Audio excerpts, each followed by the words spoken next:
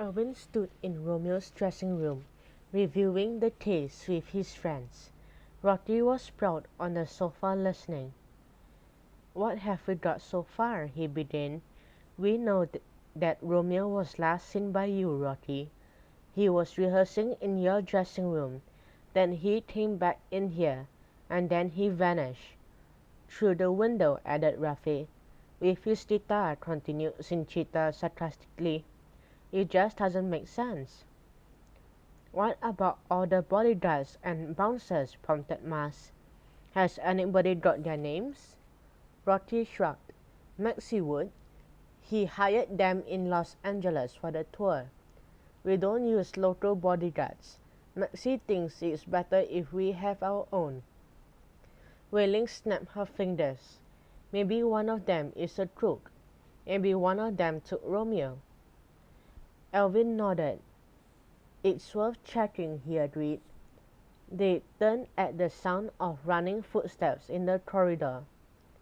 The door flung open and Sergeant Su charged in with 3 uniformed men. For a moment, the only sound in the dressing room was the sergeant catching his breath. "Hello, Sergeant Su." Alvin swallowed noisily. "What are you doing here?" "I could ask you the same thing, Alvin." Sergeant Su choked back his anger. "Didn't I tell you that you couldn't work on this case?" "You mustn't blame Alvin," Rocky cut in quickly. "It was all my fault. I wanted to help them find my brother." The sergeant swung around to face him. "You should have known better," he roared. "How can we protect you if you go wandering off?" "I don't need protection," protested Rocky hotly. "I wouldn't be too sure of that." Sergeant Su held up the photocopy of the ransom note he had made before the original was taken to the forensics laboratory. "Your brother has been kidnapped. Whoever took him is demanding $1 million. Rocky stared at the ransom note, with its carefully cut and pasted message. "It looks like something out of a movie," he laughed scornfully. "Ray and I don't have $1 million. All our money goes to Frankie and Maxie." Sergeant Su shot him a look of disbelief. "But I thought Romeo's Dog was the top-selling pop group in the world. According to all the newspapers, you made millions." Rocky dug his hands into his pockets. "You don't understand the music business, Sergeant. By the time we pay our taxes and all the touring costs and all the promotion costs, and after we pay Maxie his 20% before being our manager, there isn't much left to share among the 3 of us." Mars read the note and frowned. "Isn't something a bit odd?" she asked the sergeant. "I mean, in all the kidnapping cases I've read about, the kidnapper always says something about not calling the police." "What are you getting at?" Sergeant Su asked her. "Well, doesn't it mean it's an inside job?" Mars argued. "Whoever kidnapped Romeo and sent this note knows that you're working on the case already." Everyone was silent until Rocky laughed. "No way it's Maxie," he said, in a hollow voice that wasn't very convincing. "I agree," said Wei-Ling. "Maxie stands to lose a lot of money if that ransom is paid." She turned to the sergeant. "It could be one of the bodyguards, though." Rocky reached for her hand. "Wei-Ling, all of a sudden, I'm not feeling very well. Let's go back to the hotel." Sergeant Su caught the movement and saw the look of dismay that flashed across Alvin's face.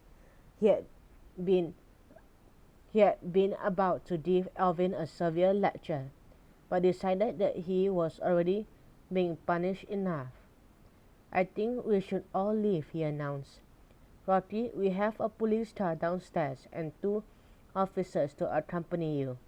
The rest of us will follow, but not to the hotel." We are all going to the police headquarters so I can take statements. But I'm tired, protested Rotty. Sergeant Sue snapped his fingers and a police officer escorted Rotty to the door. Until this morning, this was just a disappearance, Sergeant Sue told him coldly. Now, thanks to the ransom note, it's become a kidnapping case. That makes it a very serious crime. Whoever carried out the kidnapping will face life imprisonment. Azizu pressed his lips to the hole in the door. Can you hear me? He called. Then he peeped through the hole and saw Romeo nod, a confused, anxious look on his face. Again Azizu put his lips to the peephole. You mustn't worry, he said as loudly as he dared. I'm a friend. I'm going to get help for you.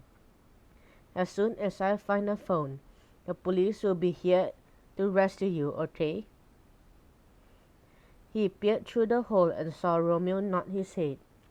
He raced down the old stairs and out into the street. The bouncer had disappeared. He decided to head down Half Moon Street to the next corner. All the buildings had long been abandoned. If he could find a shop with a public phone, he could make contact with Alvin. Even a construction site would do. He could borrow a mobile phone from one of the workers. But as one of the street or crumbling buildings led to another, his panic grew. He was losing time. He had to get to a phone. Everyone was seated around a table in an interview room at police headquarters. Sergeant Sue's men had taken statements. Frankie looked crankier than ever, and a sheen of sweat slicked Maxie's face. Where are we going to get $1 million, man? Frankie asked Maxie. Maxie wiped his face with a handkerchief. I'll get it somehow. I'll do anything to help Ray. But what if they want it today? Rocky pressed. You were sitting next to Wailing. What are you going to do then? Sergeant Sue wrapped his hands on the table for attention. Paying the ransom would be a big mistake, he warned them. Once the kidnappers have the money, you might never see Romeo again. The room fell silent. Alvin leaned forward and tapped Maxie's arm.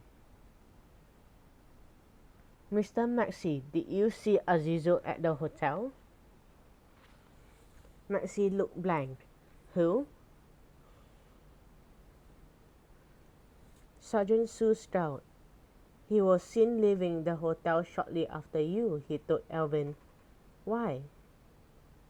Well, I've been trying to call him, Alvin admitted. He doesn't answer. Rafi stroked his jaw. Maybe his mobile phone is in the trousers that Rocky wore. Maybe he went back to the headquarters while we were at the stadium, suggested Cinchita. But Mom would have sent him here, Alvin told her. I mean, it's not like him to just disappear. Maybe the kidnappers have got him, Ma said softly, and everyone stared at her. Sergeant Sue looked ready to explode. This always happens when unauthorized people get mixed up in things, he growled at Alvin before turning to Maxie. I want your word that you would call me the minute you hear from the kidnappers. And I want your word that these 2 young men of yours will remain in their rooms and not leave the hotel. Maxie looked nervously at Rocky and Frankie. He nodded and a drop of sweat splashed onto the table in front of him. What about the ransom? He asked. What if the kidnappers ring me and want it delivered today? You'll have to store them, advised Sergeant Sue. They'll know it will take you a while to organize $1 million in cash. He got to his feet. Now your telephones are being monitored. If the kidnappers still ring you, keep them on the line for as long as you can, so we can trace the call. He beckoned to a uniformed officer. "I'll have you driven back to your hotel."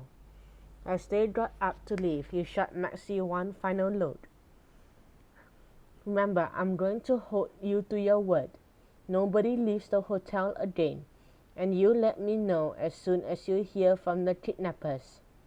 As Rocky, Frankie, and Maxie are led outside, Alvin and his investigators got up to leave as well.